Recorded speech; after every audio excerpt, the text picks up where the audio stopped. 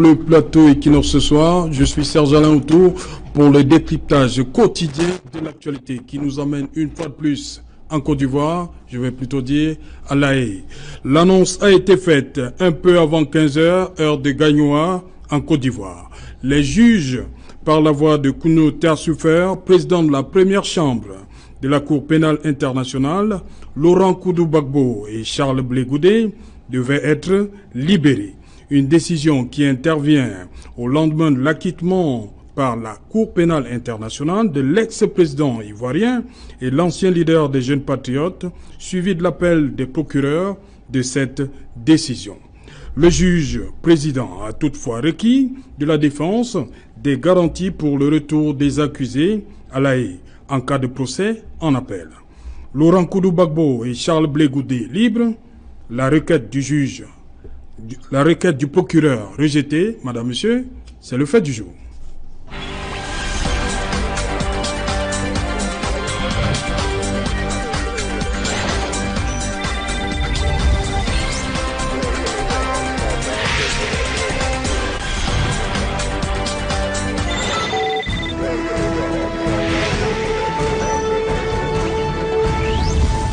Laurent Koudou Gbagbo et Charles Blé Goudé libres, la requête du procureur rejetée. Pour en parler, je suis en plateau ce soir avec André Blaise et Sama. Bonsoir.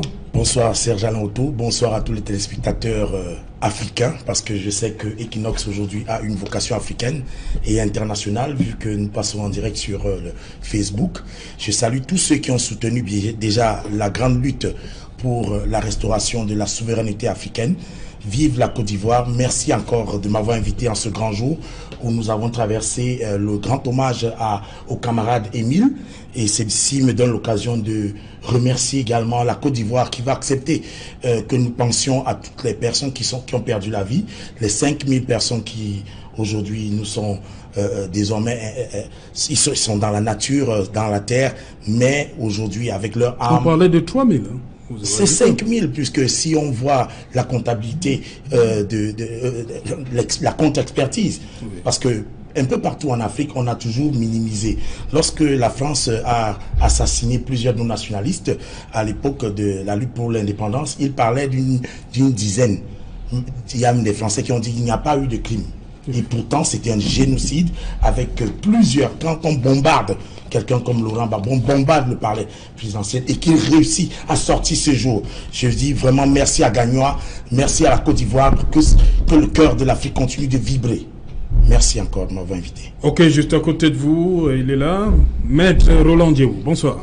Bonsoir Monsieur Autou, bonsoir à tous mes copanélistes et bonsoir à vos nombreux téléspectateurs. C'est toujours un plaisir renouvelé d'être de votre panel et surtout en ce jour qui fait suite à un jour historique, comme l'a dit le résistant Essama, parce que je crois quand même que nous devons, pour les besoins d'histoire de notre pays qui n'est pas assez enseigné, rappeler que le 15 janvier 1971 mourait à Bafoussam Ernest Ouandié, qui s'était fait l'écho du combat de ces... Vous avez dit mourait, vous avez un peu minimisé la chose. Hein? Oui, disons que... Exécuté. Il a été exécuté, merci Monsieur Autou.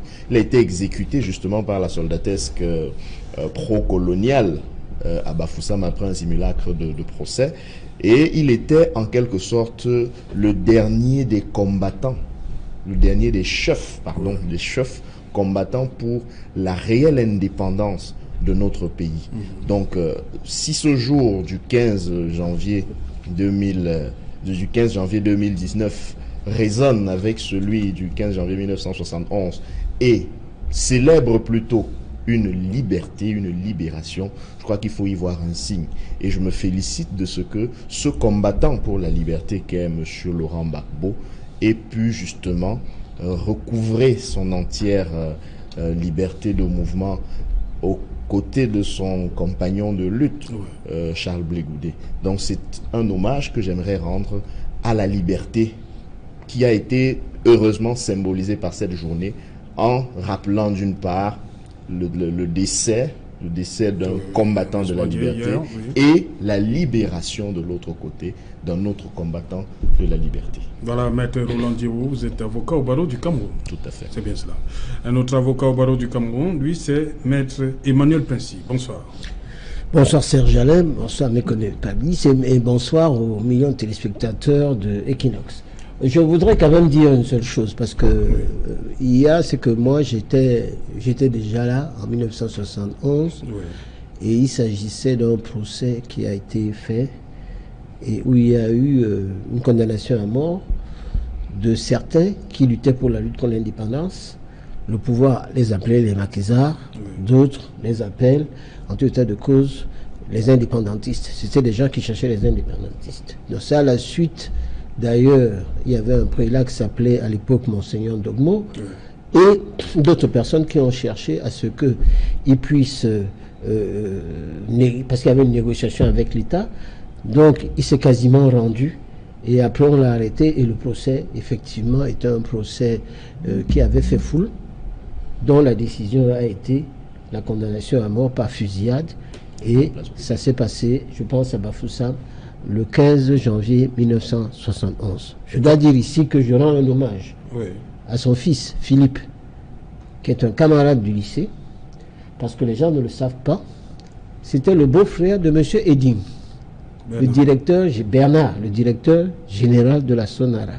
Le tout premier directeur général de la Sonara, qui était une femme Bassa, et à l'époque, il n'y avait pas ces problèmes de tribalisme. Elle-même également faisait partie de l'UPC, qui était le combattant qui cherchait l'indépendance par rapport aux autres. Donc je crois que c'est une histoire douloureuse qu'a connue le Cameroun. Je crois que la plupart des Camerounais se souviennent de lui, mais ils ont oublié également un qui était très important, qui s'appelait Sende Ofana, qui était Osende Afana, qui était Osende Ofana était docteur en économie, et il a fait une thèse sur l'économie de l'Ouest africain qui a été reprise par le président Ouad. Donc ça c'est vraiment quelqu'un, Abdoulaye Wade, et c'est quelqu'un qui a été, je pense, on a tiré sur lui, on l'a tué à Mulundu, à l'époque, parce qu'il était rentré ici pour combattre à l'intérieur. Donc il y a cette période qui est une période qu'on doit apprendre aux jeunes. Que les jeunes Maître, je commence avec vous. On a quand même vécu une journée difficile aujourd'hui. C'était pas facile pour les nerfs. On est parti hier avec... on était un peu content, mais il y a eu cette sortie du bureau du procureur hier qui est venue un peu plomber l'ambiance. Et aujourd'hui, il a fallu tenir. On a d'abord annoncé 10 heures. Bon, ils ont décidé de faire appel. La décision devait être rendue à 15 heures. On a renvoyé à 15h30 finalement. Comment comprendre cette sortie déjà du bureau du procureur hier, alors que le président avait déjà dit qu'ils étaient acquittés? Oui, c'est une possibilité qui existe, c'est-à-dire une voie de recours qui existe. Et je dois dire que ce qui choque dans le cas de cette affaire, c'est qu'il a fallu attendre 8 ans pour pouvoir dire qu'il n'y avait pas de preuves. Et d'ailleurs, si vous regardez dans cette affaire, au bout de 4 ans, le tribunal avait déjà demandé à Mme Bensouda que vous n'avez pas apporté assez de preuves. Elle a dit, donnez-moi encore le temps d'aller rechercher des preuves. Et les preuves de quoi? Parce qu'il est accusé, parce qu'il faut parler crime de guerre, crime contre l'humanité. Alors je donne, si vous permettez, la définition. La notion de crime de guerre, quand on en parle, c'est les assassinats, les mauvais traitements ou déportations pour des travaux forcés, ou tout autre but, des populations civiles et des territoires occupés, assassinats ou mauvais traitement des prisonniers de guerre ou des personnes en mer, exécution des otages, pillage des biens publics ou privés, destruction sans motif des villes et des villages, ou dévastation qui ne exige pas des exemples militaires, qui ne justifient pas. Crime comme l'humanité, vous voyez, c'est quoi? C'est l'assassinat, les assassinats, les déportations, l'extermination, la réduction en esclavage, la déportation ou tout acte inhumain commis contre toutes les populations civiles avant ou pendant la guerre, ou bien les persécutions pour les motifs politiques, raciaux ou religieux. Il fallait que le procureur apporte les preuves. Parce que nous sommes là dans le cadre de ce qu'on appelle la procédure accusatoire. Oui. C'est au procureur d'aller apporter ces preuves-là, qu'il a assassiné son peuple, qu'il a fait des crimes de guerre, qu'il a fait... Et il a été incapable de l'apporter parce que le droit, en ce qui concerne cette matière-là, est d'interprétation stricte. Vous ne pouvez pas élargir. Elle n'a pas pu apporter cette preuve. C'était très grave. Donc en faisant cela, et d'autant plus que ces crimes-là sont des crimes qui sont imprescriptibles. Oui. C'est-à-dire, vous pouvez même, si ça s'est passé il y a 50 ans, vous pouvez aller. On vient de parler du Cameroun tout à l'heure, de ce qui s'est passé dans la région Bamileke-Bassa. On a trouvé, s'agissant de la Cour internationale de justice, que là, il n'y a pas de crime imprescriptible et que c'est à compter du jour où cette juridiction a été créée. Parce qu'on avait peur, effectivement, que par rapport à la déclassification qui a été faite par Hollande, que le Camerounais se lie à poursuivre la France dans le cadre de cette procédure-là. Donc je dois vous dire que Gbagbo a fait ça à son peuple était vraiment difficile. Et surtout, maintenir encore en prison me paraissait quelque chose d'absolument intolérable. Oui, la possibilité pour le procureur d'interjeter appel. Ici au Cameroun, vous savez très bien que lorsqu'il y a une affaire, si une partie a 10 jours pour interjeter appel, le procureur, lui, a 2 mois pour le faire dans le cadre d'une procédure. Donc c'est très différent. Et là-bas, il l'a fait, et c'est une procédure spéciale. Et vous avez vu que le même jour, le président en avait marre. Il a décidé qu'il fallait le libérer, qu'on prenne des garanties. L'autre a dit que s'il va en Côte d'Ivoire, il va fuir. Justement. Comme si, parce que les gens étaient en train de se réjouir. C'était une liesse populaire, pas seulement dans son village, mais dans tout Abidjan, pas seulement à Yabougon, là, dans son quartier.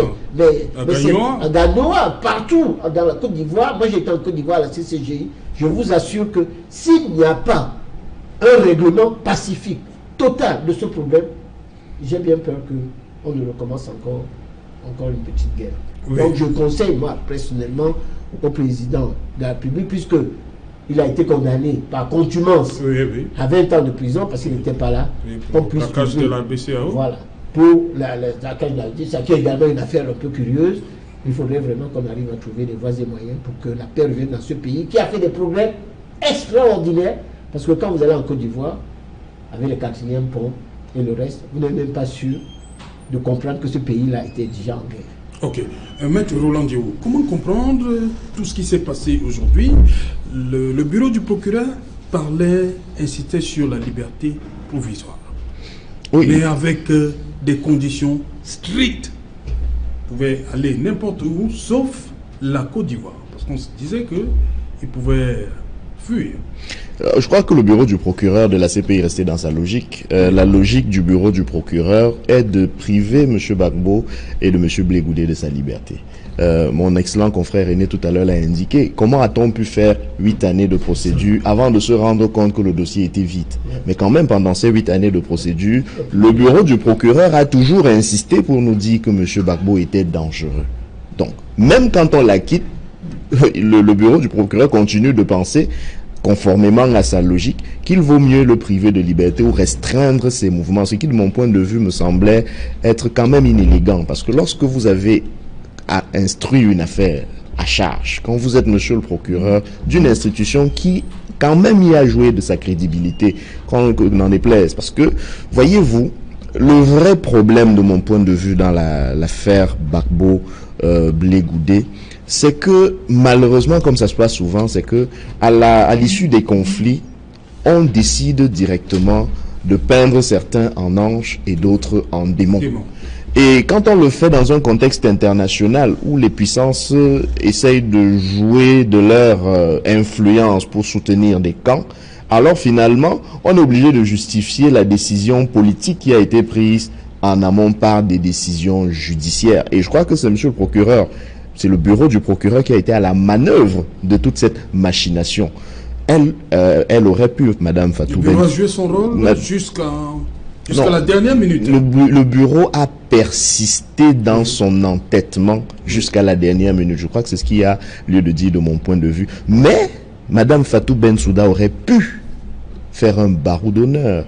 Elle aurait pu prendre acte de la décision de la chambre d'instance et renoncer à ce qui est un droit, faut le préciser quand même, de faire appel, mais elle aurait pu faire usage du droit à renoncer à ce droit de faire appel pour donner aussi un message, qui est un message tendant à dire, ok, nous nous sommes trompés, et nous acceptons que nous nous sommes trompés. Le fait de persister pour faire appel, faire durer à nouveau la détention de M. Gbagbo alors qu'il est acquitté, et je dois signaler que c'est assez fort quand même comme décision, parce qu'il m'a semblé que lorsque la question de sa remise en liberté s'est posée il y a quelques mois, il s'agissait d'une mise en liberté conditionnelle. On ne discutait même pas encore du fond de l'affaire. Ce qui était sollicité, c'est qu'il soit mis en liberté même si le procès devait continuer. Donc, après examen, la CPI se rend compte que le dossier, au fond, ne mérite même pas qu'on le maintienne dans les liens d'une poursuite, tout en le gardant, tout en lui accordant son droit à être libre. La CPI estime qu'il doit purement et simplement être acquitté et ordonne sa remise en liberté immédiate. Donc, c'était assez fort quand même comme message de mon point de vue pour que Madame le procureur le comprenne et en prenne acte. Malheureusement, elle a voulu s'entêter et elle en a pris pour son grade parce qu'aujourd'hui encore, malgré l'attente, la même cour a décidé d'entériner la décision qui a été prise hier, c'est-à-dire de donner véritablement effet à la décision de mise en liberté. Entre Blaise et Sama, la décision est tombée hier, mais il y a eu ce passage-là d'hier à aujourd'hui. On a douté à un moment. Hein. Disons que les impérialistes... Les combattants de la liberté ont douté. Je sais personnellement que nous subissons pour l'instant, que ce soit la CPI, que ce soit l'ONU, toutes ces organisations sont impérialistes. Elles ont toutes une racine impérialiste. Donc on ne peut pas s'attendre sous un manguier des goyaves. N'allons jamais sous un prunier, croire qu'on va trouver des citrons. Les impérialistes ont fait passer à tort 10 années pratiquement, le temps de 10 années de règne, de signer des contrats, de faire signer à Ouattara plusieurs contrats. N'oublions pas que c'est une affaire d'intérêt. Donc la CPI, en tant qu'organe impérialiste, avec ses amis français, puisque la justice française a si bien présenté Sarkozy, qui, durant son mandat, a eu à faire tellement de malversations financières, la justice le poursuit, même je crois, en France. Ne croyez pas qu'il se soit contenté de rester en France. Il est parti dans son élan impérialiste, que ce soit la CPI, avec Mme Bensouda, mettre des moyens financiers pour bloquer des êtres de dignité. Blé Goudé, un très jeune Africain à qui je rends hommage, Laurent Gbagbo, qui aime son peuple, on l'a vu, il danse même, il est un homme de culture. Il évoque plusieurs fois la dignité dans ses paroles, dans ses propos. Et c'est ce très grand homme que nous sommes en train de voir, après 10 années pratiquement de sa vie, être acquitté. Mais qui va donc payer? Serge-Alain Autou, j'ai envie de demander, est-ce que l'Africain doit passer son temps à pleurer comme Bob Marley dans Redemption Song, que nous laissons nos leaders en train d'être tués, torturés, et qu'on passe le temps à aller regarder en sublimant, oh Dieu, quel Dieu? L'Afrique a besoin également de ces instruments juridiques propres. Je suis très content d'être entouré de deux grandes personnalités du droit, mais elles vont vous dire qu'à un moment donné, moi et Sama, j'ai subi l'injustice dans mon pays, après avoir été enfermé pour avoir osé demander la restauration de la mémoire nationale. Mais Serge-Alain Autou, j'ai passé combien de temps de ma vie dans les prisons? Et c'est de ça dont il s'agit. Les justices en Afrique ne sont pas libres. Elles continuent d'être aux ordres. Et c'est aux Africains de faire exactement comme on disait. C'est la patate qui avait accepté d'être mangée crue. Devenons le macabo. Commençons à gratter. Et n'acceptons plus que certaines personnes, comme on a vu au Congo, la France carrément demande qu'on recompte les voix. Au nom de quoi? Au nom de quoi devons-nous avoir des bases militaires françaises en Afrique? Nous n'avons pas d'enfants. Les mamans africains, pardon, vous ne faites plus d'enfants. C'est peut-être ce qu'il faut se demander. Les mamans africaines font des enfants qui peuvent être des militaires, des soldats, aller aussi en conquête vers des pays comme la France, okay, et commencer à demander aux gilets jaunes, pardon, attendez, on va vous réguler. Oui, les gilets jaunes en France sont en train de dépasser l'administration française, mais ils sont très prompts à s'occuper de Laurent Gbagbo dans son pays, souverain, avec bien sûr tout ce qu'ils ont comme problème, parce qu'il y a également les traites en France. Okay. N'oublions pas que plusieurs Français ont collaboré à ce que nous ayons l'indépendance, et je profite pour rendre hommage à Gaston Donat, qui est un très grand Français, qui a aidé Ruben Omiobé dans le nationalisme, a formé beaucoup, à former nos parents, à retrouver la dignité. Okay. Et donc, dans tous les camps, il y a les traites, comme en Côte d'Ivoire, Ouattara aujourd'hui, je crois qu'avec... il faut peut-être... Je voudrais peut-être prendre la peine de dire seulement qu'il faut que lui-même il se rende compte qu'il a été instrumentalisé pour atteindre la vie de ses frères. Ok. C'est un chef d'État, on ne va pas... Merci. Merci André Blaise. Maître Petit, est-ce que le bureau du procureur a tout perdu dans cette sortie d'aujourd'hui? Mais je crois quand même qu'ils ont obtenu des libérations, ils ont demandé de faire appel, puisqu'on a demandé des garanties pour que Gbagbo et Blé Goudé puissent se présenter. Ils n'ont pas tout perdu, on va le dire comme ça. Oui, mais enfin, il ne fallait même pas le faire honte, parce que... Ah bon? Il ne fallait pas les humilier? Les humilier totalement, parce que la décision les ridiculisait totalement. Parce qu'il faut comprendre que nous sommes quand même dans une procédure terrible, parce que la procédure accusatoire vous demande que c'est à chacune des parties, aussi bien le procureur doit apporter ses propres preuves. C'est une procédure qu'on a pris du droit, disons, anglo-saxon, surtout aux États-Unis. C'est à vous de déplacer vos propres témoins. Oui. Et ça demande beaucoup d'argent.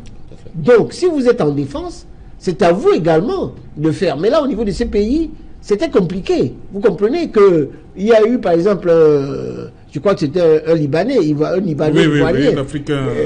Libanais qui est venu dire comment Gbagbo était, parce qu'on pensait qu'il était venu comme étant un témoin en charge. Mais en définitive, il est venu un témoin qui était en train de témoigner pour Gbagbo. Et surtout, dans le cadre de cette procédure, ce que je trouve qui n'est pas très bien, c'est que le procureur devait recueillir à charge et à décharge. C'est-à-dire de voir au moins quand même quelques éléments, parce que c'est ça également. Le procureur doit voir que ces éléments ne marchent pas. Tout à l'heure, je vous ai lu des définitions qui sont très difficiles à remplir, surtout en ce qui concerne les crimes de guerre et les crimes contre l'humanité. C'est difficile de le faire. Et si vous remarquez, les États-Unis n'ont pas signé, beaucoup de pays n'ont pas ratifié. Le Cameroun a signé, mais je me suis battu ici pour que le Cameroun ne ratifie pas. Et si vous regardez en ce qui concerne ce traité de Rome, les pays forts ont dit que cette affaire-là, si ça et s'ils ratifient, ils vont être instrumentalisés et être sous le joug d'un certain nombre de puissances. Or, à contrario, je ne comprends pas que les États africains acceptent de jeter leur tête dans la gueule du loup. Parce que c'est le Conseil de sécurité qui décide. Il faut savoir qu'il y a deux modes de saisine. Il y a le Conseil de sécurité qui peut prendre une décision pour demander au procureur d'engager une procédure, d'ouvrir une enquête, une information. Et de l'autre côté, il y a également le pays qui a signé et ratifié le traité, qui peut demander à la personne d'aller là-bas. Donc vous avez vu déjà une procédure ridicule qui avait été faite au Gabon par le ministre de la Justice d'ailleurs qui est parti, qui avait déposé une plainte crime contre l'humanité et génocide contre Ping. Bon, évidemment, ça ne pouvait pas marcher compte tenu de la définition qui est très restrictive, très difficile à faire. Les États africains, moi, je suis pour qu'ils quittent cet instrument-là. Parce que quand on a regardé, la plupart des États qui passent, vous avez eu le RDC. Parce que c'est un moyen d'avoir la signature des contrats miniers, etc. La même chose qui s'est passée dans d'autres pays. Donc quand on vous amène là-bas, si vous ne voulez pas marcher comme eux, ils vous sortent une histoire pour pouvoir vous asservir. Donc c'est un moyen pour asservir encore les États africains. Et ils ne comprennent pas ça. Et dans le cas qui nous intéresse, alors que la Côte d'Ivoire n'avait pas signé, elle a profité de cette affaire-là pour signer et ratifier le traité pour pouvoir envoyer Gbagbo là-bas. Et si Simone n'est pas parti, c'est parce qu'il y a une résistance du peuple qui était extraordinaire pour que ça ne se fasse pas. Donc, ce qu'il faudrait, Mais une minute, vous permettez, maître, je crois que le président Alassane Dramane Ouattara a dit en 2016 qu'il n'enverrait plus un seul Ivoirien à la CPI. C'était une pression terrible. Parce que si vous voulez, ça c'est également ce qu'on appelle le choix du vainqueur. Parce que c'est le vainqueur, parce que ce n'est pas... Il y a une lutte armée entre les deux. Il y avait également Soros qui était là avec les gens, ses forces du Nord. Il y avait également les forces nouvelles. Et je dois dire qu'à ce moment-là, Soros n'y est pas allé, les gens de Ouattara n'y sont pas allés, et on s'est retrouvé dans une situation où c'est seulement Gbagbo qui y allait. Et je dis que c'est un camouflé.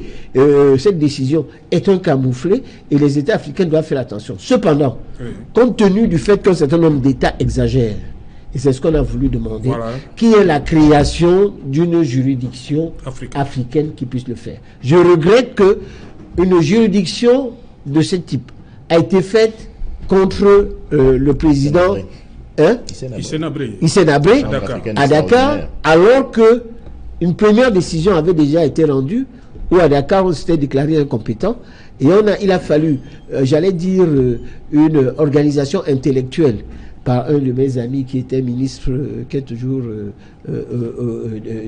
du Bénin, qu'on appelle, c'est le Bénin maintenant, qui a engagé cela comme procédure pour pouvoir le faire condamner, pour contenter tout simplement les Occidentaux. Je dis, il faut faire très attention.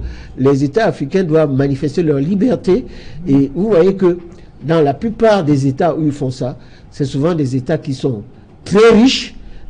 Vous n'allez pas à des procédures, on ne va pas chercher le pays comme un pays qui n'a pas d'argent. On va aller chercher un pays qui a du pétrole, etc. et vous forcer à signer un certain nombre d'engagements. Ok, merci. Il nous a rejoint sur ce plateau Milé Claude Randio. Bonsoir, Général Bao. Bonsoir, c'est Jean-Là. Voilà, aujourd'hui vous êtes un peu plus dégagé, c'est terminé. C'est la joie depuis... Je suis très relax ce soir. Oui. Hier, vous doutiez encore un tout petit peu. Mais hier, ce matin même, c'était facile pour vous? Ouais, c'était dû à la fatigue. Vous avez eu des nouvelles du président Gbagbo? Les nouvelles sont bonnes. Oui. Elles sont même très bonnes. D'abord, je vais dire merci au Tout-Puissant qui a permis que cela se réalise. Aujourd'hui, le président Laurent Gbagbo était acquitté. Et la demande de mise en détention jusqu'à l'appel du procureur a été rejetée. Oui. Et vraiment, c'est une grâce. Je ne peux dire que merci à Dieu. Donc les nouvelles sont très bonnes. Abidjan, en ce moment, c'est la fête. C'est la fête. Abidjan est en extase totale. À Gagnoua aussi? À Gagnoua, Yopougon, c'est le coin, c'est le bastion de Gbagbo, c'est le coin des gorges de Gbagbo ou rien. Yopougon, c'est la joie totale. L'intérieur du pays, c'est vraiment fantasmagorique, si je peux le dire ainsi. Voilà, je rappelle que vous êtes représentant Afrique centrale de la coalition des patriotes ivoiriens en exil. Tout à fait. Ok. Voilà, Maître Ndiaye, dites-moi, procès en appel, ça veut dire, qu'est-ce qu'on doit comprendre? Que ce n'est pas fini cette affaire? Non, je veux dire que... Puisque on entend le président a dit qu'il faut se mettre à la disposition de la justice. Oui. On peut faire appel à eux à tout moment. Il faut quand même rappeler que cela s'appuie sur quelque chose qui est fondamental à la justice, même dans notre pays. Il y a un principe. Voilà pourquoi j'ai dit, Madame Fatou Bensouda n'est pas sortie complètement ridicule de cette affaire. Non, je l'ai indiqué tout à l'heure. Elle a le droit de faire appel. Ce qu'il faut peut-être indiquer, c'est que dans le cas de la CPI, quand le procureur fait appel, il a le droit de demander que la personne qui a été acquittée soit maintenue en détention tant qu'on instruise aussi l'appel. Et c'est sur cette question-là que la Cour a dû se prononcer aujourd'hui. C'est-à-dire la Cour a dû se prononcer sur la question de savoir doit-on garder M. Gbagbo et M. Blé Goudé en détention après qu'ils aient été acquittés simplement parce qu'il y a un appel qui a été formé par le bureau du procureur. La Cour a répondu à Madame le procureur simplement que faites votre appel, c'est votre droit, mais nous estimons qu'il n'y a pas lieu à garder M. Blé Goudé et M. Gbagbo en détention. Mais le fond, l'appel, c'est quelque chose qu'on doit même encourager. Ce n'est pas parce qu'il est mal utilisé qu'on doit simplement le supprimer. C'est le principe du double degré de juridiction. Lorsqu'une décision est rendue par une instance qui ne satisfait pas les parties doivent pouvoir se pouvoir, si vous me passez la répétition, devant une instance supposée supérieure qui peut juger à nouveau l'affaire et éventuellement la réformer. Mais ça me permet de vous dire à nouveau que c'est à ce niveau-ci précisément que j'estime que le bureau du procureur n'a pas tiré les leçons de la décision qui a été rendue. C'est carrément faire de la sourde oreille que de vouloir refaire le procès. Ça risque d'être le procès du procureur, du bureau du procureur, cet appel-là finalement. Parce que voyez-vous, et ce qui est bien dans la procédure accusatoire, comme l'a indiqué mon confrère Aimé tout à l'heure, c'est que la procédure devant la CPI emprunte davantage au type accusatoire qu'au type inquisitoire qui a souvent cours dans les pays de tradition française ou bien d'inspiration française. La procédure accusatoire, c'est que on ne part pas de l'a priori que monsieur le procureur a d'abord raison. Non, on part de l'a priori que s'il annonce, s'il avance, s'il allègue un fait, il doit apporter suffisamment d'éléments de preuve. À tel point que la partie qui est poursuivie ne se défend pas encore en apportant ses propres éléments. Non, on discute d'abord de la pertinence des éléments à charge. C'est-à-dire que si vous m'accusez d'avoir volé, je ne commence pas par vous dire il n'est pas possible que j'ai volé parce qu'à ce moment-là, je n'y étais pas. Non, on commence par dire quelle est la preuve sur la base de laquelle vous pouvez soutenir que j'ai volé. On discute d'abord de ça. Et c'est quand on estime que la charge est suffisante qu'on m'invite, moi, à apporter des éléments de preuve à des charges. Donc, dans le cas ivoirien, dans le cas de la CPI, pardon, vous voyez bien que c'est au niveau des éléments à charge que le bureau du procureur a été confondu. C'est-à-dire qu'il vient avec ses témoins, supposé enfoncer le clou, supposé donner la charge, si encore une fois vous me passez la formule, porter les stockades, et les témoins à charge arrivent et vous disent non, ce n'est pas exactement comme ça que les choses se sont passées. Ils se retrouvent en train plutôt de donner des éléments à des charges. Vous voyez que c'est un véritable revers. Ayant compris ça, la sagesse élémentaire aurait commandé que le bureau du procureur tire les leçons. Je vais peut-être chuter en indiquant que la CPI doit se rendre compte qu'elle joue vraiment sa crédibilité. Ce n'est plus la Cour pénale internationale, c'est la Cour pénale internationale d'Afrique. Et une fois que j'ai dit ça, l'Afrique, les Africains aussi, et là, je fais mien toutes les analyses qui ont été faites précédemment, l'Afrique doit elle aussi prendre en compte qu'elle est un continent, qu'elle est un peuple. On n'est pas des analphabètes, on n'est pas des analphabètes intellectuels, on n'est pas des analphabètes stratégiques.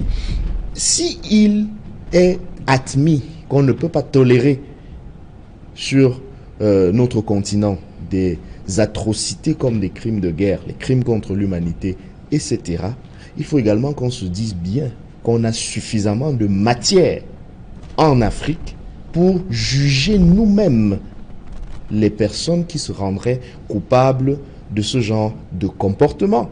Et ce ne sont pas les mécanismes qui manquent. Vous voyez bien qu'au sein de l'Union africaine, qui actuellement est en train de discuter un peu sur sa réforme, parce que je dis discuter parce que les dernières discussions n'ont pas accouché de beaucoup d'innovations, on aurait pu, dans le cadre de la réforme des institutions de l'Union africaine, envisager des mécanismes peut-être plus contraignants de résolution ou de répression des actes de crimes d'atteinte à l'humanité, comme les crimes de guerre, comme les crimes contre l'humanité. On n'a pas vraiment vu ça. L'expérience des chambres africaines extraordinaires qui ont fait le procès de M. Hissène Habré, c'est des choses qu'on peut regarder pour voir si ça vaut la peine d'aller dans ce sens-là. Mais dans tous les cas de figure, il vaut mieux que l'Afrique et les Africains se rendent bien compte que personne d'autre qu'eux-mêmes ne peut mieux défendre leurs intérêts qu'eux-mêmes. S'ils pensent à chaque fois qu'il faut s'en référer à ceux qui sont venus par le passé d'ailleurs les piller, je n'ai jamais vu un bourreau avoir pitié de la victime au point de vouloir son bien et de vouloir le sauver. Donc il faut bien qu'on prenne conscience de ce que nous devons nous-mêmes régler nos propres problèmes. Général Bao, aujourd'hui, le procureur, la chambre du procureur parlait de la Côte d'Ivoire que Gbagbo pouvait sortir, mais pouvait aller partout sauf en Côte d'Ivoire. Parce qu'il se présentait un risque de fuite. Comment vous avez accueilli ça, Yvonne? Non, c'est une insulte non seulement à la conscience des Africains, C'est une insulte à la conscience des Ivoiriens et des patriotes en général. Laurent Gbagbo quand même. Gbagbo symbolise la conscience politique africaine actuelle. Aujourd'hui, c'est l'épicentre du combat pour le panafricanisme, dans ce millésime qui débute. Gbagbo est à sa 6e année de prison. Il n'est pas à sa première année de prison. Le procureur ne peut pas utiliser ça comme un argument valable pour dire que Gbagbo va fuir. Non, je suis désolé.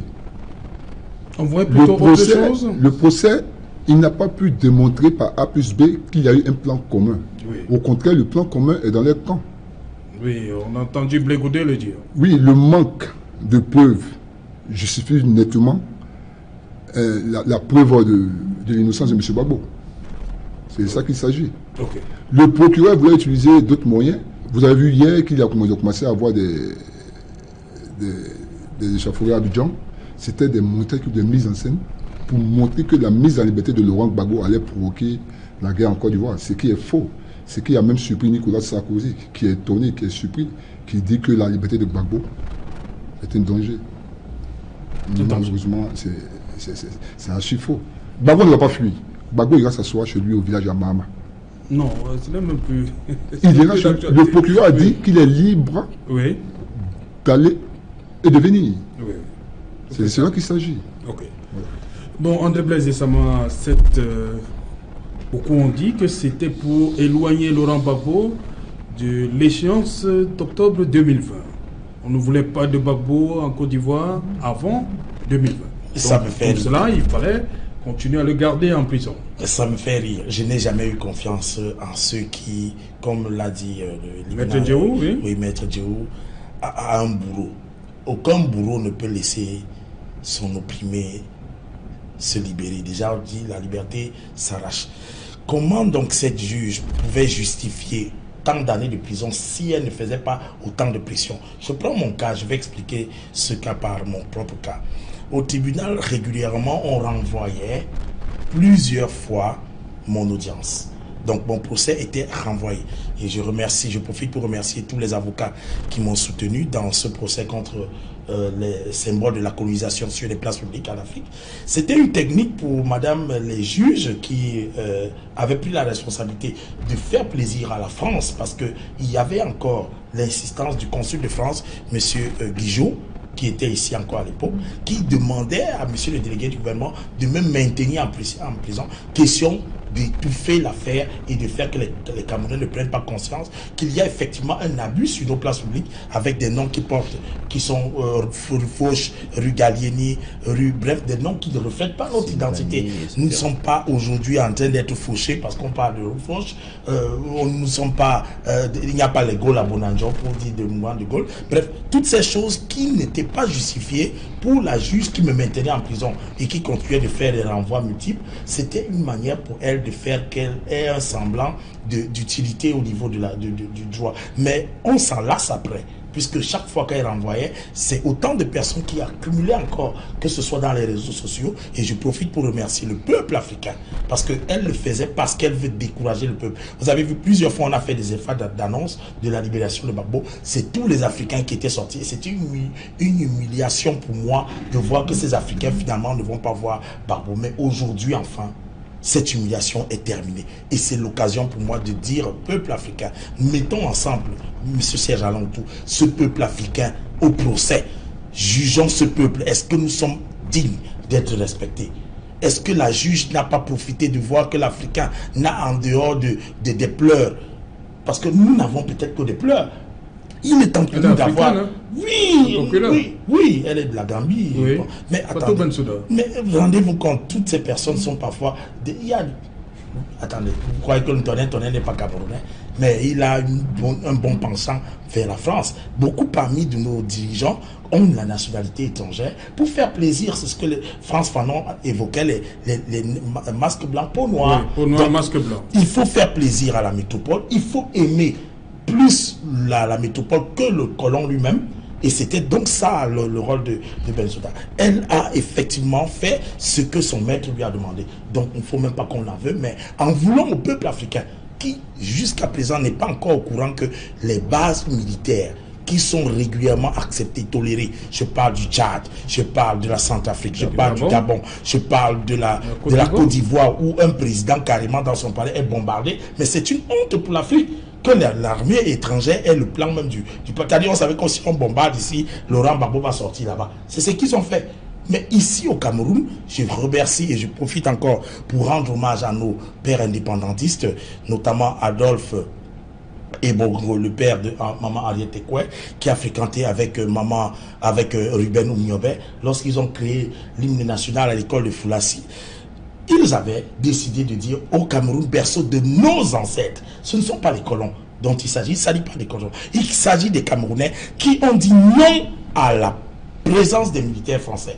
Les Ruben Oumniobé, nous n'avons pas de base militaire française au Cameroun, c'est grâce à eux, grâce à Ernest Ouandé, grâce à Félix Moumié, parce que ses papas avaient décidé d'aller porter même les armes. On se rappelle du côté de l'Algérie, Sékou Touré, et vraiment je demande qu'on applaudisse pour toute l'Afrique dans ce sens, où nous allons continuer de maintenir très haute la souveraineté africaine. Voilà, Laurent Gbagbo va rentrer en Côte d'Ivoire, Maître Emmanuel Pincy.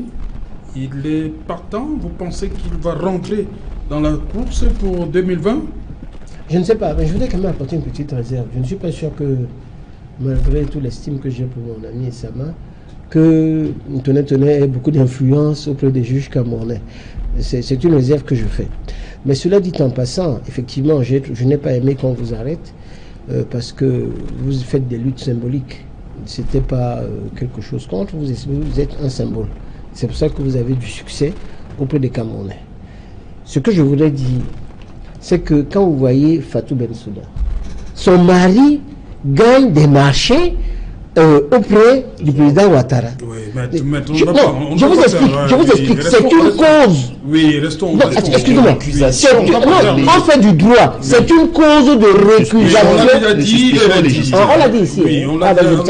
Mais c'est une cause de récusation. Donc, quand vous voyez, non, je vais commencer, Ocampo, qui a gagné beaucoup d'argent. Moreno Ocampo, qui était le prédécesseur. Oui. La même chose. Si vous savez que mon ami Bernard Mouna a quitté procureur général adjoint à cause de ces problèmes, parce que c'est lui qui devait être à la place comme procureur. Et on l'a enlevé juste parce qu'il montrait une certaine liberté par rapport à des instructions qui sont données au niveau du Conseil de sécurité et d'ailleurs pour mater un certain nombre d'Africains. Et quand vous voyez que ce ne sont que des Africains qu'on poursuit, et moi je dis tout simplement que ça n'a pas de sens. C'est ce que je voudrais dire, que quand les chefs d'État africains se mettent à signer et à ratifier ce genre, puisque les États-Unis et les autres puissances disent qu'eux-mêmes, ils ne peuvent pas renvoyer leurs personnes là-bas, et que c'est maintenant chemin de stigmatisation. Maintenant, que Gbagbo rentre, je ne sais pas s'il va rentrer, parce qu'il y a un gros problème qui concerne le braquage de la BCA. La BCA, moi je ne sais pas où on est allé chercher l'argent, qui pose quand même un problème, qui est un problème, parce que l'État était coincé, et on est allé chercher l'argent dans une banque. Je ne sais pas si c'est Gbagbo qui l'a fait, mais toujours est-il qu'il y a une décision par contumace où il ne s'est pas défendu. Et quand il ne s'est pas défendu, vous faites opposition à cette décision pour que le procès recommence. Est-ce que... Pourquoi il ne s'est pas défendu? C'est qu'ils ont été condamnés en janvier 2018. Est-ce qu'il était là? Non, je dis des conseils. Oui, non, les conseils ne peuvent pas venir quand il y a une procédure en matière pénale. L'avocat ne représente pas une partie. Oui. Donc l'avocat l'assiste. C'est pour ça que je pense qu'il ne fallait pas faire ce type de procès comme ça. Voilà. Vous voyez, quand on fait donc c'était à dessein? Oui, c'était à dessein. En janvier 2018, ils ont été condamnés. En janvier 2018, on sait qu'il ne peut pas venir. La procédure même est nulle. On ne peut pas lui envoyer la signification des actes. Comment se fait-il que le procureur puisse faire des enquêtes contradictoires, le faire venir au tribunal? Il ne s'est pas défendu. Donc, pour moi, je demandais la nullité de la procédure. Parce que on sait très bien là où il se trouve, et vous commencez à le convoquer à Abidjan. Si on le convoque à La Haye, à ce moment-là, il fallait qu'on le libère à La Haye, alors que la Côte d'Ivoire voulait qu'il reste à La Haye. C'est pour ça qu'on l'a maintenu à l'extérieur pour qu'il ne puisse pas se défendre de tous les côtés. Et ça pose un problème politique. Oui. Voilà, parce que vous savez, actuellement, la Côte d'Ivoire ça pose des problèmes, puisque le rassemblement RHDP ne fonctionne plus avec le président Bédier qui a Il y avait un accord. Oui. Le président Bédié dit que l'accord là a été violé. Vous avez le président Gbagbo avec également M. Guessan qui également s'était séparé, séparé de lui. Et il faudrait qu'il y ait un accord. Moi, je dis que Gbagbo, comme vous le savez, est très populaire en Côte d'Ivoire. Hein, parce que, franchement, il est très populaire. Mais, par ailleurs, et je dois le dire par rapport à notre ami qui est ici, si vous voyez les réalisations qui ont été faites par Ouattara, c'est extraordinaire aussi. Donc, c'est le paradoxe. Puisque l'Occident a remis beaucoup d'argent à M. Ouattara pour qu'il réussisse. Et pour montrer que si... effacer Gbagbo de la conscience collective. Voilà. Donc, si vous avez le 4e pont, moi je suis allé visiter, etc., il y a beaucoup d'argent. On parle depuis le... Il fallait effacer la mémoire des Ivoiriens Ouattara, Gbagbo, oui, par les réalisations. Par les réalisations et par la remise des fonds, c'est-à-dire des fonds d'une manière massive. C'est-à-dire qu'il y a trop d'argent qui a été donné. Or, ceux qui sont à Yopougon, ceux qui sont à Ganao ne reçoivent pas ça. Si vous allez dans ces petits quartiers, ce n'est pas les quartiers qui sont riches. Donc, c'est les quartiers qui demeurent pauvres. Et si vous voyez les gens du plateau, c'est eux, à Cocody et l'autre, c'est eux qui profitent de ça. Et il y a donc en compte une inégalité au niveau des citoyens. Et la plupart des citoyens sont des citoyens qui sont dans la pauvreté. Et c'est là où Gbagbo a des gens qui sont pour lui. Alors, si vous voyez de l'autre côté également Guillaume Soro, qui a également des problèmes avec eux parce qu'on lui avait promis quelque chose et que ça ne fonctionne pas, il n'est pas certain que aux prochaines élections dans 2 ans, que le président ou bien son poulain puisse gagner. Donc, il y a cette difficulté-là qui se pose au niveau de la Côte d'Ivoire et on se rend compte que lorsque le président Sarkozy se met à parler en disant qu'il ne faut pas que Gbagbo soit libéré, c'est une honte. Et ça m'a dit tout à l'heure. Moi, franchement, je n'ai pas aimé qu'il fasse ces déclarations comme le ministre Le Drian ou Tshisekedi qui gagne et qui dit que qu'est-ce que ça veut dire qu'il a gagné, c'est pas lui. Alors que de l'autre côté, il était en train de dire que le président des États-Unis n'a pas à se mêler de la politique aux gilets jaunes, alors que lui, il s'attaquait comme si nous n'existions pas. Donc c'est pour ça que je voudrais dire à nos amis français qu'il faut faire attention. Les temps ont changé. C'est-à-dire on ne peut plus utiliser les Africains comme on faisait dans le temps. Hein. Les gens ont changé. Et l'histoire africaine est une histoire qu'il faut réécrire. Parce qu'il ne faut pas dire que c'est tel, par exemple, de qui est le père de l'indépendance. C'est pas lui qui a demandé l'indépendance. Et tout le monde le sait. L'indépendance a été voulue à l'époque par Oumyobé, qui allait le faire au niveau des Nations Unies, qui s'est battu. Et on n'a pas donné l'indépendance à ceux qui l'ont voulu. On l'a donné à l'indépendance à celui surtout qui n'en voulait pas. Donc ça, c'est vraiment, il faut réécrire l'histoire d'une autre manière. Et l'histoire africaine doit savoir que nous avons des personnes, des enfants, des élèves, des gens qui sont compétents pour pouvoir travailler et ne pas avoir peur pour nous donner les marchés dans un certain nombre d'amis au détriment des Camerounais et des autres Africains qui ont l'expertise qu'ils ont fait au plus haut niveau dans le pays du monde entier. Ok, Général Babou, je vous lis cette déclaration de Henri Konan Bédié dans Fraternité Matin, ce matin. La libération de Laurent Gbagbo est une bonne chose pour la paix intérieure. C'est aussi une bonne chose pour la réconciliation des Ivoiriens. Aujourd'hui, la voie est libre pour une alliance entre le PDCI, Parti démocratique de Côte d'Ivoire, et le FPI, Front populaire ivoirien. J'ai déjà eu la confirmation de Laurent Gbagbo par messager. C'est-à-dire qu'il a commencé, les tractations ont commencé pendant que Gbagbo était encore à l'AE. Écoutez, Serge Alain, d'abord, il y a une petite parenthèse que je voulais rectifier. Maître vient de dire que la Côte d'Ivoire est vraiment construite. Effectivement, la Côte d'Ivoire est développée sous Ouattara. Mais qui est-ce qui a trouvé les fonds? C'est Laurent Gbagbo. Laurent Gbagbo a atteint le point d'achèvement des initiatives PPTE, c'est-à-dire pays pauvres, très endettés. Oui. Donc la majeure partie de la dette extérieure de la Côte d'Ivoire a été annulée. Tout cet argent s'est revenu à Ouattara. Ouattara a eu beaucoup d'argent. Quand Gbagbo quittait le pouvoir, on avait environ près de 4 milliards de dettes extérieures. Aujourd'hui. Et avec les PPTE, ça a même diminué drastiquement. Aujourd'hui, Ouattara est au pouvoir et la Côte d'Ivoire est à 11 000 milliards de dettes extérieures. 11 000 milliards de dettes extérieures. Aujourd'hui, en Côte d'Ivoire, il y a une croissance, c'est vrai, mais c'est une croissance dans le domaine des BTP, c'est-à-dire bâtiments et travaux publics. Aujourd'hui, il y a des marchés, mais c'est des marchés qui sont surfacturés. C'est des marchés vraiment pour un marché de 60 milliards. On doit construire le pont Bédia à 60 milliards avec des Chinois et on doit le payer en café cacao, c'est-à-dire notre matière première de rente. Et Ouattara a construit ce pont-là avec environ 200 milliards de francs CFA. Et en plus, c'est un pont à péage. Donc, c'est des marchés qui sont surfacturés. Et quand c'est ainsi, le panier de l'aménageur se vide. Vous comprenez? Okay. Donc, concernant Bédié, merci, on en parle après. Okay. Bonsoir, Cédric Nouffelé. Bonsoir, Serge Alain. Bonsoir à vos invités. Voilà, le 20h, c'est dans un instant. Au menu, Cédric Nouffelé.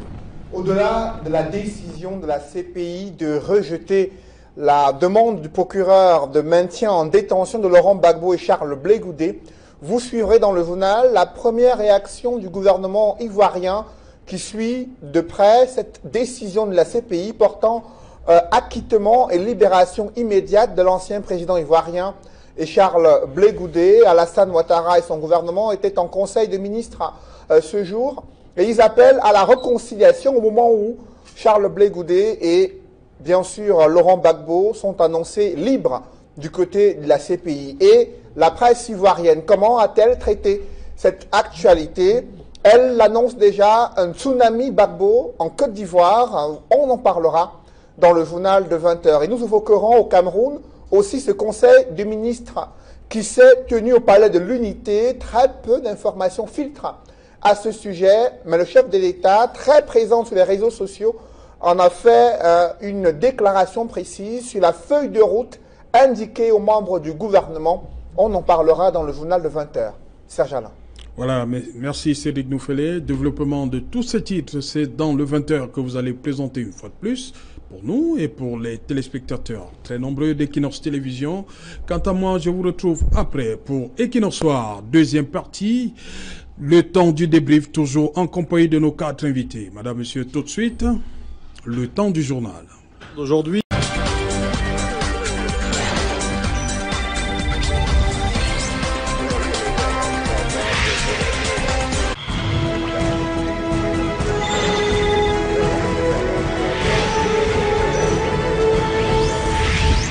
Retour donc sur le plateau Equinox Soir, deuxième partie, c'est le temps du débrief, madame, monsieur, toujours en compagnie de maître Roland Dirou, André Blaise et Sama, maître Emmanuel Pincy et Millet Claude Randio, membre du FPI, Front Populaire Ivoirien, et vous êtes jeune patriote en exil. Tout à fait. Voilà.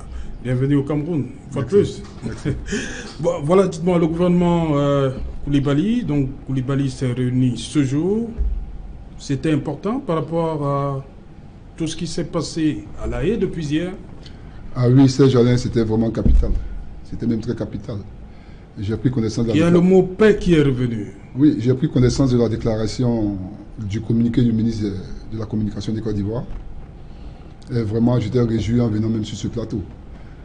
Enfin, le gouvernement Ouattara montre une volonté manifeste d'aller véritablement à la réconciliation. Mais c'est ce que nous avons demandé depuis toujours, depuis que nous sommes en exil.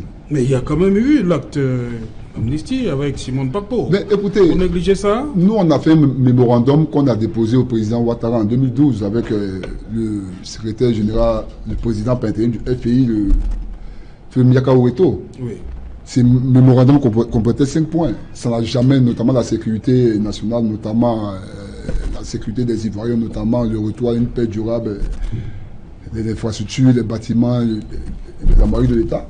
Mais ces mémorandums n'ont jamais été exploités. Et le président Dramane Ouattara a mis fin au dialogue politique en avril 2014. Il s'est construit une opposition choisie, notamment à Finguessan, le Code, comme je disais hier. Donc, il s'est construit une opposition choisie, c'est avec ceux-là qu'il communiquait. Il n'a pas communiqué véritablement avec l'opposition significative. Mais puisqu'en face, il y avait Aboudraman Sangaré, de regretter mémoire, qui était... Justement, vous savez qui a ce camp, Gbagbo ou rien? Non, mais Gbagbo ou rien, ça ne veut pas dire... Pour la politique, la chaise est vide. Non. Je suis désolé. Oui. Gbagbo ou rien, ça ne veut pas dire que nous sommes des votes en guerre. Non, c'est parce que c'est un principe. On estime que notre leader charismatique... Parce que là, vous taxez à Finguessan de traître et tout ça, c'est ce que vous avez dit. Le président Gbagbo... Si il veut aller aux élections, vous dites non, on ne va pas aux élections. Là, vous donnez la place au RDR de diriger tout seul. Justement, nous sommes un parti politique qui se respecte. Oui. Afin Guessan a voulu partir aux élections, c'est l'opposition choisie de Ouattara. Il est parti, il a eu 3%. Il a eu 3% de l'élection. Ça, c'est 3%, je vous en prie. Hein, oui. 3%.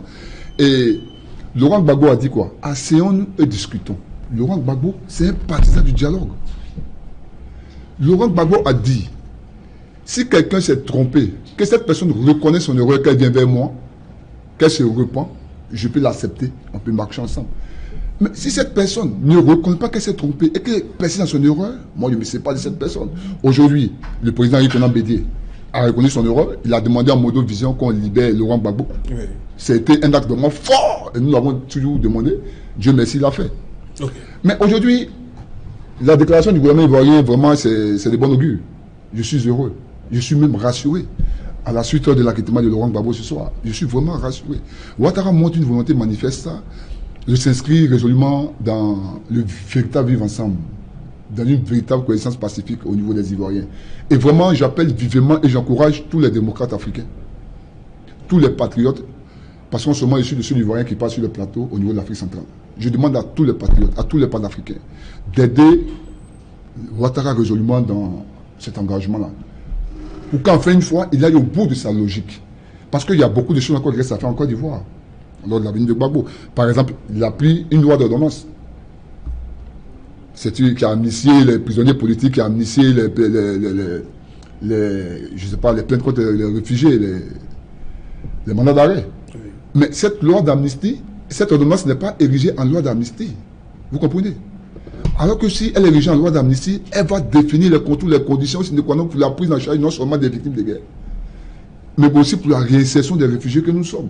On ne peut pas entrer en Côte d'Ivoire, on n'a pas d'habitation, nos côtes ont été gelées, nos maisons ont été détruites, habitées, c'est habité même par des dozos. On va habiter où?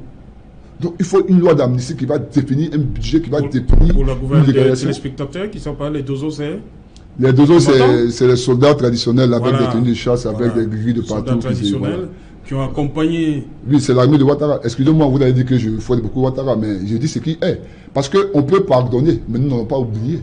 Nous sommes ouverts à une réconciliation véritable. Okay. Notamment, ça passe par la réforme de la CEI.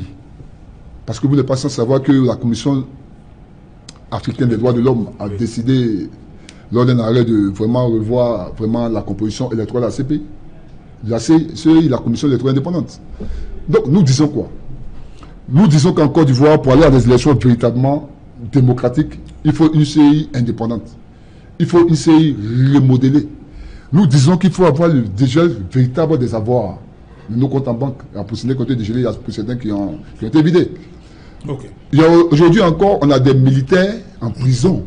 Tous les militaires de Laurent Gbagbo qui ont combattu farouchement pour la défense de la Côte d'Ivoire, la terre bénie, sont appris les FDS, avec en tête le général de Bobé. Ouattara s'inscrit aujourd'hui, Dieu merci, dans une logique de paix, de réconciliation véritable, qu'il aille jusqu'au bout de sa logique. C'est de cela qu'il s'agit. Okay. Nous l'appelons vivement, et j'appelle tous les panafricains, tous les démocrates, tous les patriotes épris de paix dans le monde entier, à œuvrer résolument pour que la Côte d'Ivoire recouvre en fait une paix durable. Le FI, dont je suis militant, vient de faire une déclaration à l'instant où je vous parle, par le bien du secrétaire général Assouado. De quel FPI il s'agit? Non, il n'y a pas de FPI. Vous avez dit qu'il y a une chose FPI en Côte d'Ivoire dirigée par le président Laurent Gbagbo. Et l'autre FPI de Afingessa? Non, ça c'est... Je vous ai dit que Kodok disait, quand on se noie, on s'accroche à tout, même au serpent. Oui. Afingessa a essayé de s'accrocher à Ouattara pour survivre. Mais là, avec la venue de Gbagbo, tout ça c'est fini. Avec la venue de Gbagbo, lui, il l'a dit, il a reconnu. Il a dit que tous les fichus dans le FPI vont se colmater, vont se résoudre. Voilà, on s'est rassemblés, les militants et les militantes, faire l'unité du parti en vue de la reconquête du pouvoir d'État en 2020. En 2020. Donc, c'est Afingessa qui le dit. Oui, c'est Afingessa qui le dit, je suis d'accord avec ça. Voici ce que nous demandons, que Ouattara aille jusqu'au bout de sa logique en participant véritablement à une réconciliation véritable. C'est vrai que nous tendions la main en tant qu'exilés politiques, mais c'était une main invisible. Mais Dieu merci, aujourd'hui, on commence à avoir sa main. Sa main vient de poindre avec la déclaration qu'il vient de faire. Et vraiment, nous encourageons cela. Ok, Maître Roland Diouf, le retour de Gbagbo en Côte d'Ivoire, est-ce que ça ne chemine pas vers réédition du scénario de 2010? Je ne le sais pas. Avec Ouattara candidat, parce qu'on n'est pas sûr que le candidat qui va proposer va faire le point face aux deux mastodontes que sont Henri Konan Bédié et éventuellement Laurent Gbagbo. Je crois que... Ouattara sera de la course en 2020 ? Ça, je ne peux pas le savoir. Il faut être un devin pour savoir s'il sera candidat ou pas. Mais il me semble quand même qu'il a semblé indiquer qu'il ne serait plus de la course à la présidentielle. La place aux jeunes. Voilà. Moi, je crois que c'est une bonne chose que la scène politique soit animée. Ce n'est pas moi qui vais reprocher à ce que y ait de l'animation sur le théâtre ivoirien. Je vais simplement souhaiter qu'il y ait la paix, et je vais emboîter le pas à notre ami pour dire qu'effectivement, le souhait de tous les panafricains, c'est justement qu'il y ait la paix, et une paix durable en Côte d'Ivoire. Et c'est pour ça justement que je me dois également de féliciter ce que j'ai entendu tout à l'heure, c'est-à-dire la disposition du pouvoir ivoirien actuel de tendre, même pas simplement de tendre la main, mais de se montrer beaucoup plus favorable, visiblement favorable à une réconciliation sincère et véritable, en souhaitant que cette main tendue puisse inspirer d'autres pays. Et là, je fais un petit clin d'œil à mon propre pays, en ce qui concerne par exemple la crise anglophone, mais je dis ça juste en passant. Il faut également envisager une animation particulière de la scène politique ivoirienne avec le retour, non pas seulement de monsieur Laurent Gbagbo, mais aussi de Charles Blé Goudé. Parce que j'ai cru entendre que le RHDP, c'est-à-dire le Rassemblement des Oufouettistes, s'il n'a pas volé un éclat aujourd'hui, n'est plus véritablement soudé. Parce qu'on voit bien que M. Henri Konan Bédié n'est plus l'allié d'hier de M. Ouattara, et qu'il ferait plutôt des clins d'œil au FPI. Donc, un environnement comme celui-là, où de notre côté, on voit bien que monsieur le président de l'Assemblée nationale de Côte d'Ivoire, monsieur Guillaume Soro, joue déjà lui-même sa propre carte. On voit bien que dans ce camp des oufouettistes qui était plutôt unis à une époque, il y a plusieurs têtes qui essayent de déborder. Et si le camp Gbagbo se reconstitue effectivement, l'animation de la scène politique peut un peu laisser envisager même un retour de ce camp-là au pouvoir, peut-être pas nécessairement par la personne de Laurent Gbagbo. On peut envisager par exemple que il serve de, je sais pas moi, de mentor à une autre candidature patriotique ou une candidature au FPI. Et de ce point de vue-là, je ne serais pas étonné que M. Charles Blé Goudé puisse justement prendre les devants. Il m'a semblé que Charles Blé Goudé et Guillaume Soro étaient tous deux leaders étudiants, des camarades, tout à fait de la FESI. Donc, on peut envisager beaucoup de scénarios possibles maintenant que M. Gbagbo et M. Blé Goudé reviendraient, je le dis au conditionnel, étant donné les suspicions qu'il y a encore sur les poursuites éventuelles qu'on peut envisager à leur retour en Côte d'Ivoire. Et même, la main tendue peut-être passerait également par une action relativement à ces poursuites-là pour assainir véritablement l'espace. Parce que si Laurent Gbagbo rentre en Côte d'Ivoire et rentre tombé sur une condamnation comme celle-là, et que rien n'est fait pour que justement cela ne rentre dans le cadre global du dialogue inter-ivoirien, on risque de laisser sur le chemin les germes de conflits qui ne sont pas bons pour la Côte d'Ivoire. Maître Percy, comment comprendre le PDCI aujourd'hui? En 2010, allié du RDR, Alassane Dramane Ouattara. Aujourd'hui, Henri Konan Bédié fait des doux au FPI de Laurent Gbagbo. Oui, je pense que le président Bédié, qui est quand même une bête politique, avait signé des accords et dans lesquels, je crois qu'on lui demandait, il pensait qu'il allait... C'était son parti qui allait après deux mandats. Après deux mandats de Ouattara. Donc il est déçu. Hein. Oui. Il était déçu surtout par le discours de Ouattara. Et le vice-président est quand même quelqu'un du PDCI. Daniel Kablan, donc. Oui. Donc, ancien Premier ministre. Oui. Bon, donc, vous savez, la Côte d'Ivoire, c'est un pays très, très compliqué. Mais en même temps, j'ai l'impression que c'est un pays où, après avoir connu la guerre, j'ai l'impression que les gens ne veulent plus que la guerre vienne. Parce que ce qui s'est passé dans cette guerre-là était vraiment terrible et fratricide. Moi vraiment, j'aime beaucoup les Ivoiriens parce que ils ont l'air comme ça. Mais c'est également, si vous voyez, la transformation de la ville d'Abidjan, ça n'a rien à voir avec Douala. Ça, je peux vous le dire, ça n'a rien à voir. Donc il y a une volonté. Si vous regardez même au niveau des villes qui sont à l'intérieur, Sassandra, on a refait le port, on a refait à l'intérieur des villes. Ils ont fait des progrès qui sont des progrès énormes. La consommation au niveau de la production du cacao, ça a pris au niveau exponentiel, même s'il y a des problèmes divers qui existent au niveau de la production et des problèmes qu'il y a eu. On sent, quand vous allez en Côte d'Ivoire, que les choses bougent. Voilà. Aujourd'hui donc, Kenan Bédié qui veut... oui, c'est 2020, il veut se positionner avec Laurent Gbagbo. Vous savez très bien que la jeunesse en Afrique, elle va de 9 à 90 ans. Est-ce que l'attitude de Henri Konan Bédié peut plaire aujourd'hui à Houphouët-Boigny dans sa tombe? Est-ce que c'est le PDCI qui doit accompagner les autres? Rapport au rôle qu'il a joué à l'indépendance jusqu'à la mort. Moi, je ne sais pas, je ne suis pas dans la politique fiction. Oui. Je crois qu'il existe une convention qui existait. Oui. Et cette convention, apparemment, n'a pas été respectée. Oui. Et que le vieux Sphinx se libère et est en train maintenant de chercher d'autres accords. Et il a fait une main tendue au président Gbagbo. Il a souhaité qu'il soit libéré. Il a été libéré.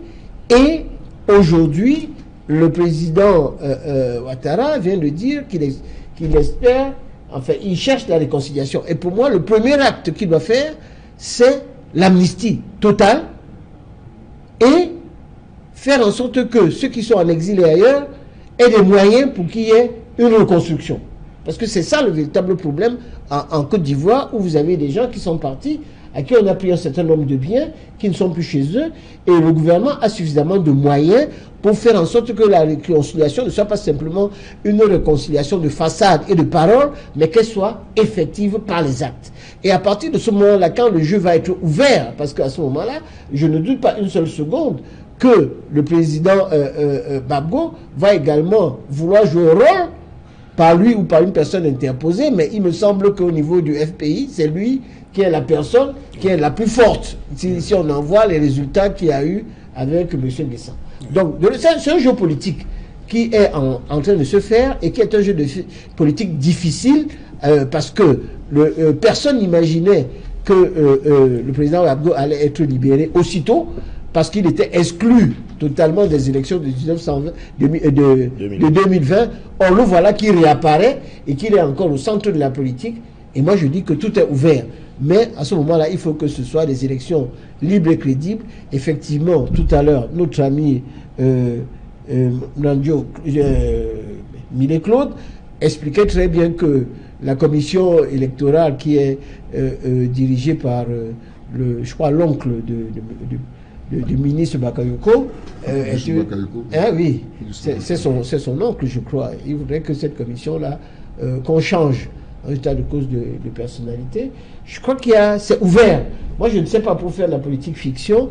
Je crois que les dés actuellement sont ouverts. Mais il faudrait que les Occidentaux puissent laisser la possibilité aux Ivoiriens de puissent par eux-mêmes se décider à faire qui est le véritable dirigeant. Et que, en fin de compte, qu'il n'y ait plus la guerre. Moi, vraiment, je suis un homme de paix et je crois que tout à l'heure, mon confrère a parlé du Cameroun. La paix est un élément fondamental pour qu'il y ait une croissance dans un pays. Et si nous voulons que les choses marchent, il faudrait signer les accords de paix à condition que, de l'autre côté, ceux qui sont de l'autre côté, au Cameroun, qui font la guerre, acceptent également de ne plus continuer à tirer et à tuer.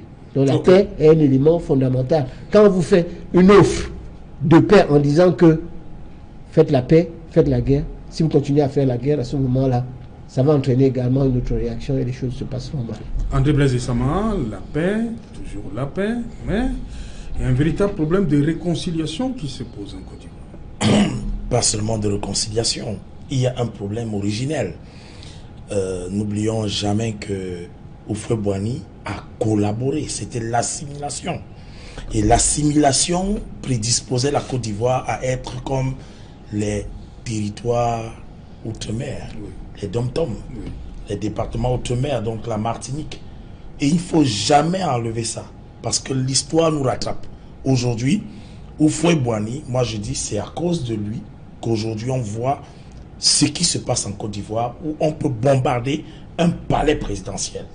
Oumyobé avait dit non, nous ne voulons pas de l'assimilation avec la France. Nous voulons notre indépendance immédiate et totale. Ça se paye cher. Donc, ça enseigne aux Africains à ne jamais collaborer. Vous vous rappelez le canton Akwa, ici au Cameroun, avec les rois belges qui avaient signé des traités germano-douala. On s'est retrouvé avec plus tard une grande quantité de chefferies qui étaient banalisées au point où un chef vient inaugurer le monument d'une Française à Bonacquama en prétextant qu'elle demande les excuses. C'est autant de proximité, ce que je peux appeler l'inceste. C'est cet inceste qui aujourd'hui fait en sorte qu'on ne peut pas facilement parler de réconciliation en Côte d'Ivoire sans toutefois lire dans l'histoire. Je vais revenir avec Houphouët-Boigny. Lorsqu'il était aux affaires, il avait laissé la possibilité aux Libanais, par exemple, de prendre une grande quantité de richesses. Mon frère qui est là ne peut pas nier que c'était l'une des plus fortes communautés des Libanais. C'est toujours. Ouais. Oui. Abidjan. Ils ont d'ailleurs la nationalité. Que ce soit les Pakistanais. Et maintenant, qu'est-ce que ça fait aux Ivoiriens? Ça leur donne tout simplement d'être des hommes de périphérie. C'est-à-dire qu'ils ne sont vraiment même plus aux affaires. Les commerçants, Amadou Ahidjo, il ne faut pas oublier, lui-même, il avait hérité de ce que les Oumyobé ont fait ici. J'ai fait un rapport entre les deux pays pour faire comprendre que si nous n'avons pas de base militaire française au Cameroun, en Côte d'Ivoire, il y en a. Donc, le processus de réconciliation et d'apaisement ne va pas être de la même façon. Parce qu'il y a des gens qui continuent, comme à l'Assemblée nationale de la Côte d'Ivoire, les députés, j'ai vu carrément, ils marchaient avec des drapeaux français. Ça fait honte. Il faut bien qu'à un moment donné, les Ivoiriens se demandent pourquoi est-ce que nos députés vont porter les vêtements? Pourquoi doit-on mettre les ponts qui portent les noms? Les nouvellement construits, des ponts, comment s'appelle le président français là? Giscard d'Estaing, il y a le pont Giscard d'Estaing, oui. Il y a le pont, le nouveau pont même qu'on a fait. Mais de Gaulle, quelles sont ces affaires où les Africains vont toujours se retrouver en train de se laisser marcher dessus? Il faut rompre, il faut complètement rompre. Merci. Et c'est là où je vais remercier encore vous qui m'avez fait intervenir sur Ernest Ouandié, qui était un Che Guevara. Il faut que les Ivoiriens aujourd'hui deviennent des hommes de guerre et que les Africains eux-mêmes fassent leur propre... comme moi je prends l'exemple, je rends hommage à Mali Ben Itombi, le lion noir de Banen, oui. Qui a inspiré les forces de défense, oui. Qui a inspiré les forces de défense camerounaises, que les forces de défense ivoiriennes également soient instaurées et que les académies permettent à ce que les Africains ne soient plus dépendants des forces étrangères. C'est ça qui va garantir la paix pour une longue durée. Merci. Juste 30 secondes, le mot de la fin. Mais 30 secondes, je trouve que c'est peu... non, on arrive au terme. Merci beaucoup. 82 témoins. Aux Ivoiriens. 82 témoins à charge, 238 de procès. Gbagbo Laurent revient pour mettre fin à la souffrance des Ivoiriens, mettre fin à la souffrance des Africains. Gbagbo Laurent enseigne une résistance éducative au monde entier et à toute l'Afrique. Gbagbo Laurent est un choix, le choix de Dieu pour l'Afrique. Gbagbo Laurent est comme Jésus en Afrique. Merci à la CPI d'avoir libéré Gbagbo Laurent pour venir continuer le combat. Gbagbo Laurent était au banc des accusés à la CPI, il a été libéré. Et Ouattara, en 2020, sera candidat. Je vous le dis, parce qu'il a fait sauter le bruit constitutionnel dans la Constitution. Nous ne nous trompons pas, Ouattara sera candidat. Je vous l'ai dit aujourd'hui, vous allez me répéter ça plus tard. Merci. La diffusion, Equinox soit 23h GMT, il sera minuit à Côte d'Ivoire.